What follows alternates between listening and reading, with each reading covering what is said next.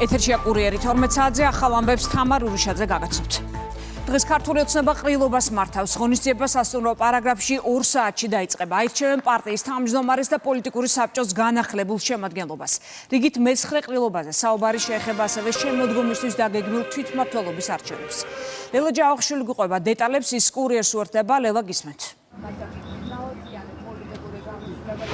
კონსულტაციები დასრულებულია, თავმჯდომარეობის კანდიდატი პოლიტსაბჭოსთან შეთანხმებულია, თუმცა მმართველი პარტიის წევრები ყრილობის დაწყებამდე ვინაობას წინასწარ არ ამხელენ, ამბობენ მხოლოდ იმას, რომ ახალი თავმჯდომარე კანდიდატი არის საზოგადოებისთვის კარგად ნაცნობი ლიდერი, რომელიც გუნდის რეფორმებს განაგრძობს. რიგით მე-9 ყრილობის დღის წესრიგით ახალი თავმჯდომარის არჩევასთან ერთად გათვალისწინებულია პოლიტიკური საბჭოს შემადგენლობის განახლებაც, რომელიც ამჟამად 17 წევრით არის დაკომპლექტებული. თუმცა მონაცემები იცვლება, რადგან ირაკლი ღარიბაშვილი პარტიის თავმჯდომარესთან ერთად აქამდე იყო პოლიტიკური საბჭოს წევრი, ისევე როგორც თორნიკე რიჟვაძე, რომელმაც ასევე თანამდებობა დატოვა. გაფართოებულ ყრილობაზე მმართველი პარტიის წევრების ინფორმაციით ასევე საუბარი შეეხება მიმდინარე პოლიტიკურ საკითხებს, მათ შორის არის თვითმმართველობის მოახლოებული არჩევნები. თავმჯდომარის კანდიდატურის ვინაობას წინასწარ არ გაგიმხელთ, კონსულტაციები დამთავრებულია. ერთი შემიძლია ცალსახად გითხრათ, რომ ეს ადამიანი არის საზოგადოებისთვის ძალიან კარგად ცნობილი, მის მიმართ საზოგადოების უდიდესი ნაწილის ნდობა არის მართლაც შესაშური და ამასთანავე ეს არის ძალიან ღირსეული ადამიანი. შესაბამისად, ყრილობის ჩატარების კვალდაკვალ საზოგადოებისთვის ცნობილი გახდება თავმჯდომარის ვინაობის თაობაზე. ასევე რამოდენიმე პოზიცია არის ვაკანტური პოლიტიკურ საბჭოში და მოხდება პოლიტიკური საბჭოს მცირედით განახლება და რა თქმა უნდა გამომდინარე იქიდან რომ ყრილობა მოიცავს დელეგატებს სრულიად საქართველოდან, ჩვენ აუცილებლად გამოვიყენებთ ამ შესაძლებლობას იმისთვის, რომ მოახლოებული თვითმმართველობის არჩევნების შესახებ გქონდეს საუბარი. თავმჯდომარე იქნება საზოგადოებისთვის კარგად ცნობი სახე, გამოცდილი პოლიტიკოსი, ის რომელიც პარტიულ საქმიანობას იმ რელსებიდან ბუნებრივია კიდევ უფრო მეტად წინ წაიყვანს, რაც 2012 წლიდან დღემდე ქართული ოცნების პოლიტიკა ვითარდება.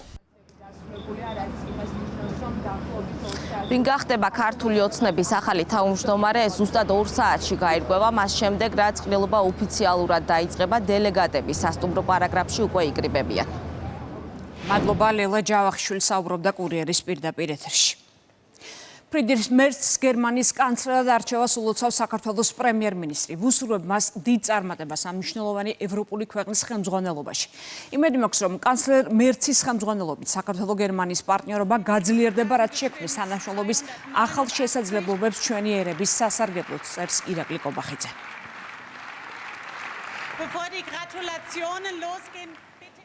საპარლამენტო კომიტეტებში პოლიტიკური პარტიების აკრძალვის თაობაზე შემუშავებული საკანონმდებლო პაკეტის მესამე მოსმენით განხილვა იწყება. საკითხზე დღეს იურიდიულ კომიტეტზე იმსჯელებენ. მმართველი გუნდის განცხადებით საუბარია ცვლილებაზე, რომელიც ნაციონალური მოძრაობისა და მისი სატელიტი პარტიებისთვის საქართველოში პოლიტიკური საქმიანობის აკრძალვას ითვალისწინებს.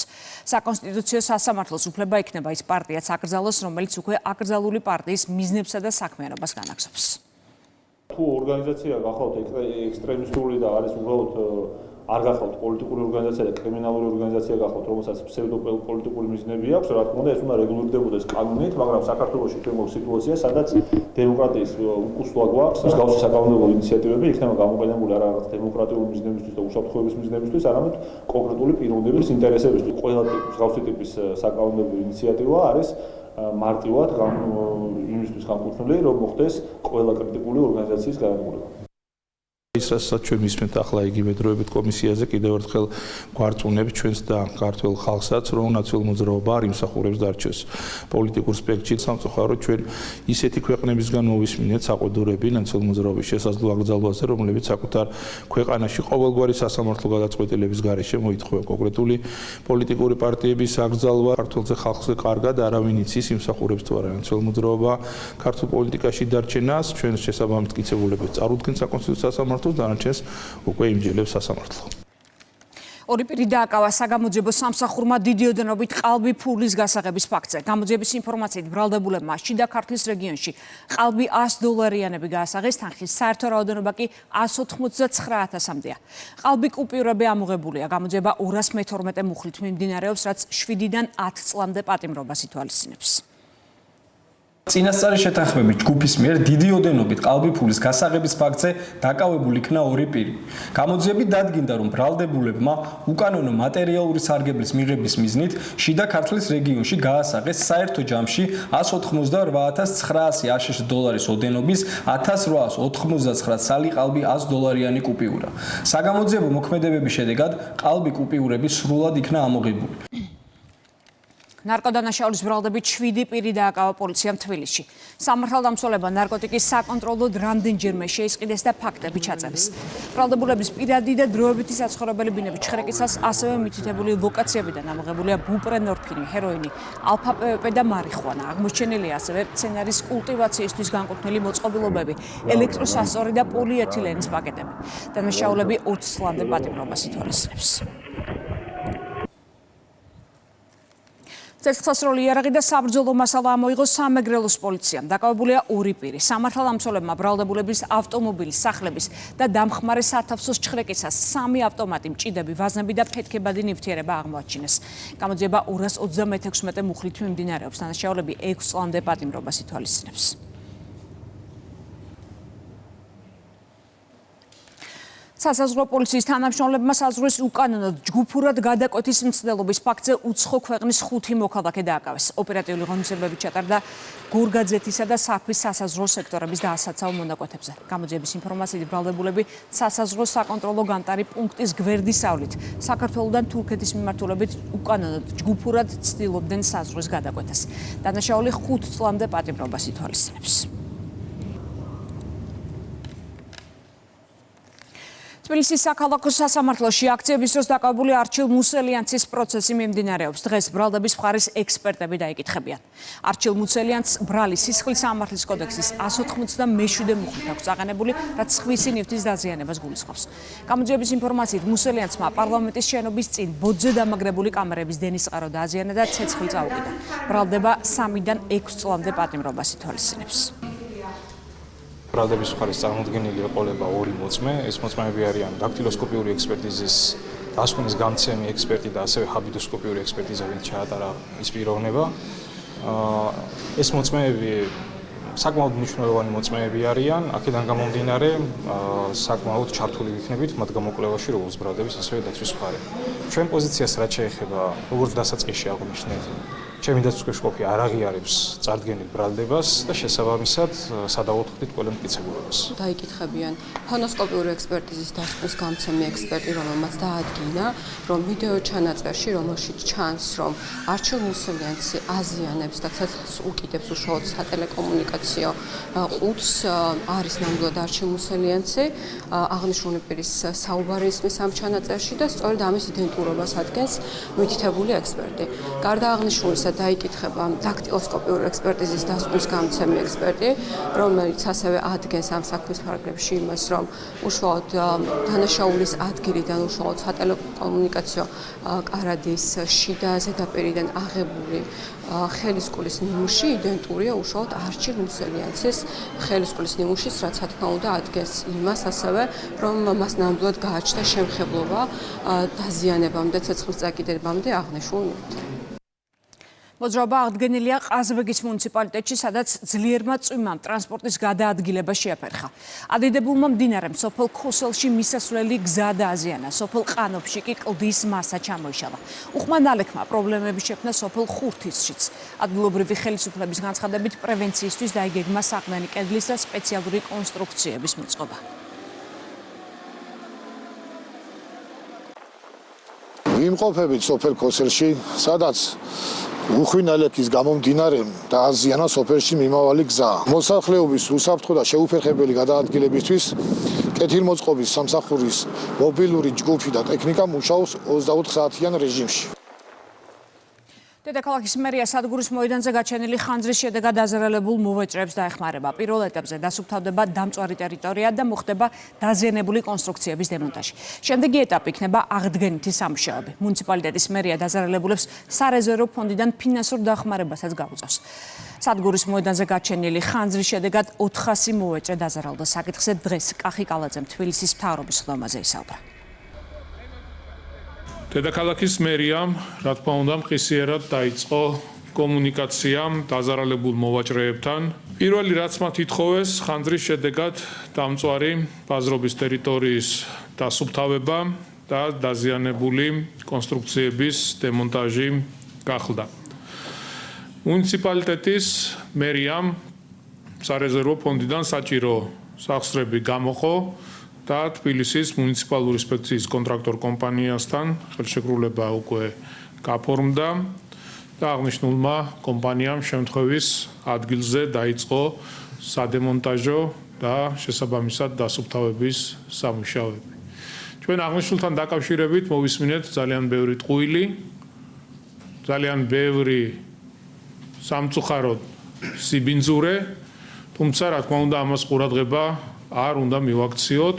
მუნიციპალიტეტი ამუშავებს დახმარების პაკეტს, რომლითაც დაზარალებულებს გარკვეულ ფინანსურ დახმარებას გაუწევს. ჩვენ მქონდა კომუნიკაცია როგორც საქართველოს ბანკთან, ასევე TBC ბანკთან, მათი მხრიდან გამოთქმული იყო მზაობა, რომ ამ ადამიანებს, ვისაც ფინანსური ვალდებულებები აქვთ აღებული, ეკნებათ საშეღავათო პერიოდი და მხარდაჭერას აღუთქვავს კონკრეტული ბანკები. ინდოეთსა და პაკისტანს შორის ვითარება უკიდურესად დაძაბულია. ორივე მხარემ ღამით ცეცხლი გახსნა, რასაც მსხვერპლი მოხდა. პაკისტანი აცხადებს, რომ ინდოეთის საჰაერო იერიშებს 26 ადამიანი ემსხვერპლა, დაჭრილია 56. საპასუხოდ პაკისტანმა ქაშმირის ის ტერიტორია დაბომბა, რომელსაც ინდოეთი აკონტროლებს. დაღუპულია 7 მოქალაქე და შეებულია 32. მხარებმა ნაწილობრივ დახურეს საჰაერო სივრცე. კონფლიქტის ზონაში გამოცხადებულია საგანგებო მდგომარეობა. ლუკა ჩანგელი აგვიყვება დეტალებს, ის კურიერის პირდაპირ ეთერს უერთდება. ლუკა, ბოლო ინფორმაციას ველოდებით ჩვენგან. შეიძლება ითქვას, რომ ამ მომენტში ქაშმირის რეგიონში ვითარება კვლავ დაძაბული რჩება და სიტუაცია გამწვავდა განსაკუთრებით მას შემდეგ, რაც დღეს დილით უკვე ინდოეთის ოფიციალურმა ორგანოებმა გამოაცხადეს სპეციალური ოპერაცია ქაშმირის პაკისტანის მიერ კონტროლირებად ტერიტორიაზე, რის მიზეზადაც იმ ტერორისტული ორგანიზაციების გაძლიერება დასახელდა, რომელიც შესაბამისი ორგანოების თქმითვე საფრთხეს უქმნიან ინდოეთის სახელმწიფოებრიობას. უნდა ითქვას, რომ ეს არ არის პირველი კონფლიქტი ამ ტერიტორიაზე ინდოეთსა და პაკისტანს შორის. 1947 წლის შემდეგ მხარეებს არაერთი დაპირისპირება ჰქონდათ სადავო ტერიტორიასთან დაკავშირებით, სწორედ ამიტომ არის დღეს ქაშმირის რეგიონი სამი, ასე რომ ვთქვათ, უფლებამოსილების ზონად დაყოფილი. ერთ ნაწილს აკონტროლებს ჩინეთი, მეორე ნაწილს ინდოეთი, ხოლო მესამე ნაწილს პაკისტანი. ახლა კი ინდოეთი სამხედრო სპეცოპერაციას ატარებს სწორედ პაკისტანის მიერ კონტროლირებად ტერიტორიაზე. როგორ დასრულდება ეს კონფლიქტი ჯერჯერობით უცნობია, რადგანაც პაკისტანი აცხადებს, რომ მან მის სახელმწიფოს და ზოგადად ხელისუფლებას არანაირი კავშირი არ აქვს ტერორისტულ ორგანიზაციებთან, ხოლო ინდოეთი ამბობს, რომ შესაბამის ინფორმაციებზე დაყრდნობით დარწმუნებით არის იმის თქმა შესაძლებელი, რომ პაკისტანი ინდოეთის სახელმწიფოებრიობისთვის საფრთხის შექმნას ცდილობს. ინდოეთმა გამოიყენა თავისი უფლება ემოქმედა საფრთხეების პრევენციისა და მსგავსი ტრანსსასაზღვრო თავდასხმების შეკავების მიზნით. ეს ქმედებები იყო გაზომილი, არაესკალაციური, პროპორციული და პასუხისგებლიანი. ისინი ორიენტირებული იყო პაკისტანში ტერორისტული ინფრასტრუქტურის განადგურებაზე და ინდოეთში გადმოსაგზავნი ტერორისტების განეიტრალებაზე. ასევე გახსენებთ, რომ 2025 წლის 25 აპრილს გაეროს უშიშროების საბჭომ გამოსცა განცხადება პაჰალგამის ტერაქტის შესახებ, სადაც ხაზი გაესვა ტერორისტული აქტის შემსრულებლების, ორგანიზატორებისა და სპონსორების პასუხისგებაში მიცემის საკითხს. ჩვენი შეიარაღებული ძალები, სახმელეთო და საჰაერო ჯარი ახორციელებს ყველა საჭირო ზომას პაკისტანის ტერიტორიული მთლიანობის და სუვერენიტეტის დასაცავად. ამ ეტაპზე შემიძლია დავადასტურო, რომ ჩამოგდებულია ინდოეთის 5 თვითმფრინავი.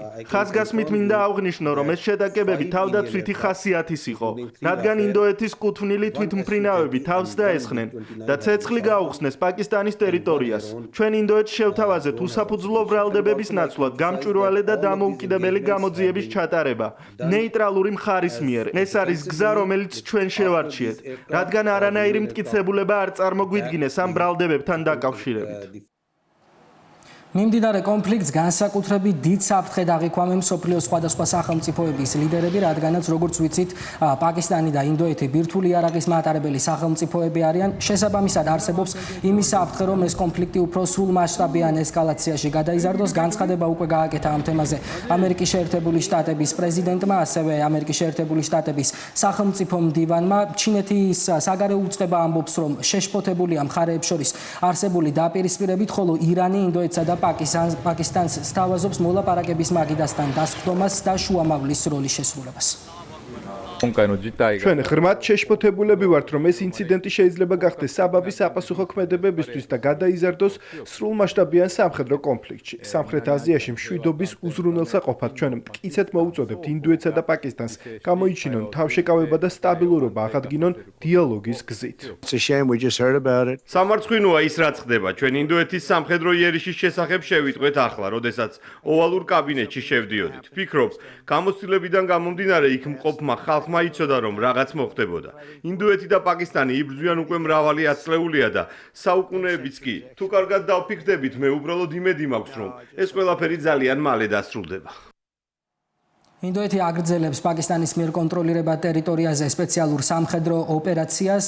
ასევე უნდა ითქვას ისიც, რომ ინდოეთის სახელმწიფო ორგანოებმა გამოაცხადეს 1960 წელს პაკისტანთან გაფორმებული ინდის ხელშეკრულების გაფორმების შესახებ გადაწყვეტილება, რაც იმას მოიცავს, რომ მხარეებს შორის კომუნიკაცია სხვადასხვა მნიშვნელოვან საკითხებთან დაკავშირებით აღარ შედგება.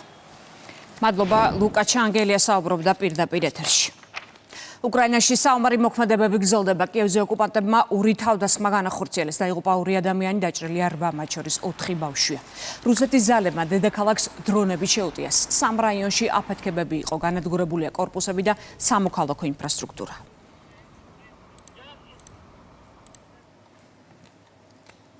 აფეთქებები იყო ღამით ახლო აღმოსავლეთში. ისრაელის სამხედრო დანაყოფებმა ღაზის სექტორში სკოლა დამონბეს, სადაც იძულებით გადაადგილებული პირები იმყოფებოდნენ.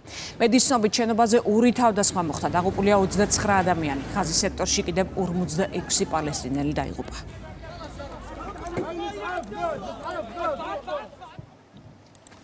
ამ წუთებში წმინდა პეტრეს ბაზილიკაში მესამე მიმდინარეობს, რაც იმას ნიშნავს, რომ რამდენიმე საათში კონკლავი დაიწყება. ვატიკანში ამ სოფლიოს ყველა კუთხიდან ჩასული 133 კარდინალი ისინი პონტიფიკოსის არჩევას დღეს დაიწყებენ. ადგილობრივი დროით 16 საათსა და 45 წუთზე პროცესია სიქსტის კაპელაში გადაინაცვლებს.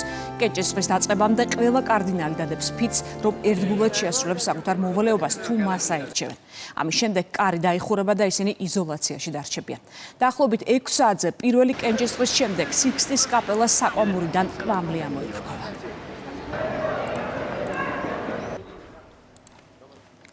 ევროკავშირის დროშა დაწვა ევროპარლამენტარმა და პოლონეთის პრეზიდენტობის ერთ-ერთმა კანდიდატმა გჟეჟგოჟ ბრაუნმა კატოვიცეში მრეწველობის სამინისტროში აღმართული დროშა ჩამოხსნა და ცეცხლი წავიდა. ეს პოლონეთია და არა ბრიუსელი. ჩვენ არ გამოვფენთ ჩვენ მიმართ მტრულად განწყობილი ორგანიზაციების სიმბოლოებს, რომელთაც ღვთისწყალობით სახელმწიფო სტატუსი არ აქვთ. განცხადა ბრაუნმა. მომხდარი გააპროტესტეს სამინისტროს თანამშრომლებს. კადრები ადგილობრივმა მედიამ გავრცელა.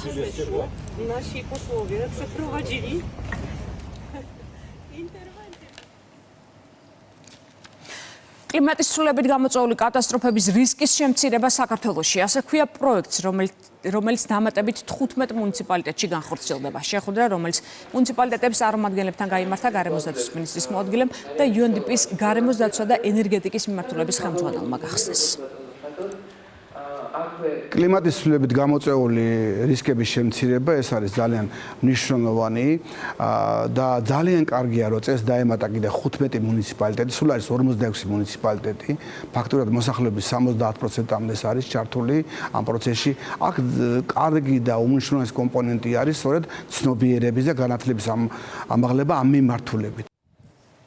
მართლიშენი ქალაქი ახალგაზრდული პროექტის კიდევ ერთი ეტაპი დასრულდა რუსთავში. პროექტის მიზანი ქალაქის მართვაში ახალგაზრდების ჩართვა და მათი დასაქმების ხელშეწყობა. ამ დროისთვის რუსთავის მერის სხვადასხვა სამსახურში პროექტის მონაწილე 30 ახალგაზრდა მუშაობს. ამ პროგრამის შესახებ გავიგე მეგობრებისგან, რომლებიც უშუალოდ იყვნენ ჩართული ამ პროგრამაში წინა წელს და ჩემი მოლოდინები საკმაოდ დიდი იყო და ვფიქრობ, რომ მთლიანად გაამართლა, რადგან ძალიან ბევრი სამსახურის შესახებ საერთოდ არ მქონდა ინფორმაცია და ძალიან ნაყოფიერი იყო ჩემთვისაც ყოველივე და ვფიქრობ, რომ განვაგრძობ ჩართულობას. ბოლო 3 წლის განმავლობაში 5000-ზე მეტმა ახალგაზრდამ მიიღო მონაწილეობა მერიის ახალგაზრდულ პროექტებში. ჩვენთვის მნიშვნელოვანია მათ შეუწყოთ ხელი როგორც განათლების მიმართულებით, ასევე გქონდეთ დასაქმების შესაძლებლობა. სწორედ ახალგაზრდული პოლიტიკის რეფორმა გულისხმობს კიდევ უფრო მეტი ახალგაზრდისთვის ახალი შესაძლებლობების შექმნას ჩვენს ქალაქში. ქვეყანაში ახალი სამთავრობო კომისია იქნება, რომელიც 2025 წელს ფარიკაობის მსოფლიო ჩემპიონატის საორგანიზაციო საკითხებზე იმუშავებს. კომისია სპორტის მინისტრი უხელმძღვანელებს. ჩემპიონატი ივლისში ჩატარდება და მასში მონაწილეობას მიიღებენ სპორტსმენები მსოფლიოს სხვადასხვა ქვეყნიდან.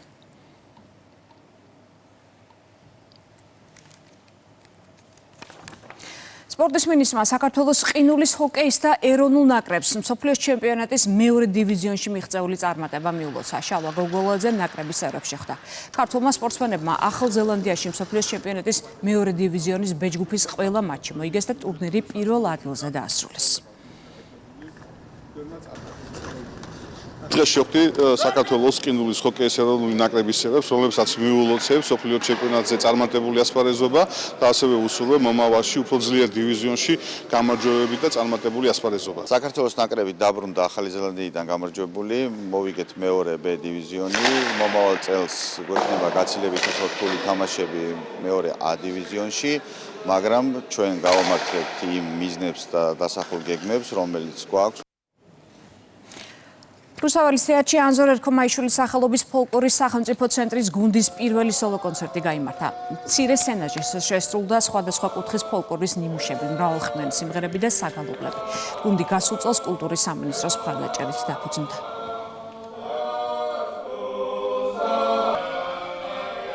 მთელი საქართველოს მასშტაბით 45 სალოტბარო სკოლაა, რომლის ბაზაზეც ფოლკლორის ცენტრში 1 წელია გაკეთდა ესეთი არაჩვეულებრივი გუნდი და მე ვარ ბედნიერი, რომ კულტურის სამინისტროს აქვს პატივი, რომ მსგავს საქმიანობაში ქართველ ფოლკლორისტებს მხარში ვედგეთ. ჩვენ გავაგრძელებთ უზომოდ დიდ მხარდაჭერას იმ კულტურის, რაც არის ჩვენი იდენტობის და უნიკალურობის გამსაზღვრელი. ნამდვილად ისტორიული დღე არის ჩვენთვის, იმიტომ რომ ეს არის პირველი სოლო კონცერტი და ჩვენ ძალიან ბევრი საინტერესო კონცერტები გვექნება და ძალიან საინტერესო იქნება მთელი ქვეყნისთვის. ჩვენ ვეცდებით რომ აღვადგინოთ, გავაცოცხლოთ საქართველოს ყველა კუთხის მრავალხმიანობა, ტრადიციული გალობა და ქორეოგრაფიული ნიმუშები. ეს იყო ბოლო ინფორმაცია, ახლა ეთერს უთმობ შუა დღეს.